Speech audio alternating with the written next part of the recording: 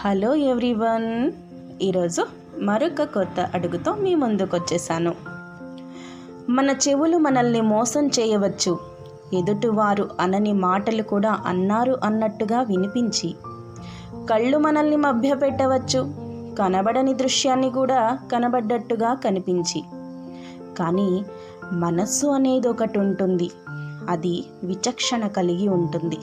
కాబట్టి చెవులతో విన్న దానికంటే, కంటితో చూసిన దానికంటే మనసుతో ఆలోచించి ఎదుటి వ్యక్తి మీద ఒక నిర్ణయానికి రావడం అనేది ఉత్తమమైనటువంటి మార్గం. ఎందుకంటే కళ్ళల్లో ఉన్న ప్రతిమ ఎక్కువసేపు ఉండదు, చెవిలో పడ్డ విషయం కూడా ఎక్కువసేపు దాగదు. కానీ మనసులో నిలిచిన వ్యక్తి మరణించేదాకా మనతోనే ఉంటారు.